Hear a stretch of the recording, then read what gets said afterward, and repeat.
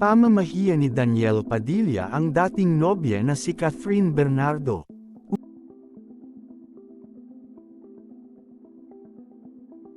Usap-usapan ngayon sa ilang mga social media platforms ang mga naglabasang mga video kung saan makikita ang mga hindi magandang pagtrato ni Daniel Padilla kay Catherine Bernardo noong magkarelasyon pa silang dalawa. Kumakalat ngayon sa ilang MGG social media platforms ang mga videos kung saan makikita ang pagiging toxic ni Daniel Padilla noong karelasyon pa niya si Catherine Bernardo.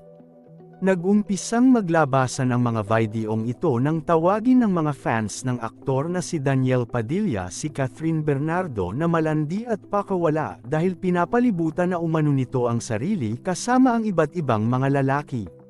Ipinunto pa ng isang basher ni Catherine Bernardo na hindi nakakaganda ang ginagawa ng aktres na pagpapalibot sa kanyang sarili ng mga lalaki matapos ang breakup nila ni Daniel Padilla.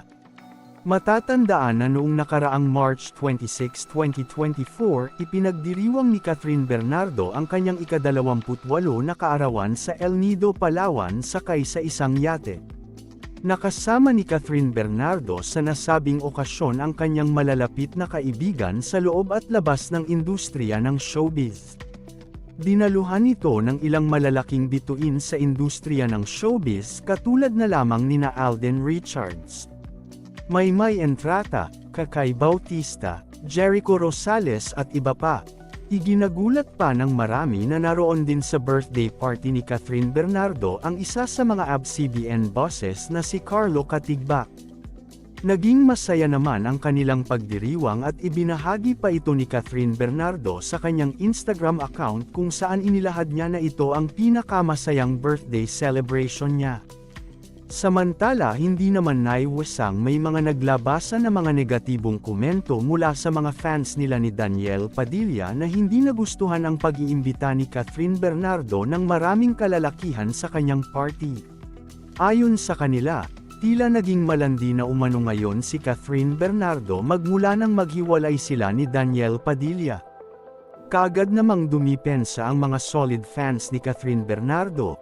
Iginiit nilang walang masamang ginagawa ang aktres at nagsasaya lamang ito matapos ang ilang taong panluloko at betrayal ni Daniel Padilla.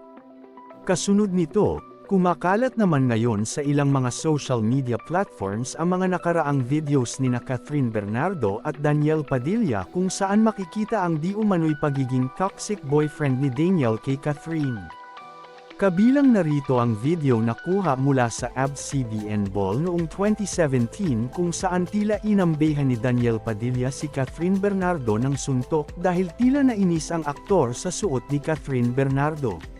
May mga video pa kung saan makikita ang pagkapike ni Daniel Padilla sa mga kakulaitan ni Catherine Bernardo na noon ay kinakikiligan pa ng mga fans subalit nag-iba na ng kahulugan ngayong nabuking ang ginagawang panluloko ni Daniel Padilla.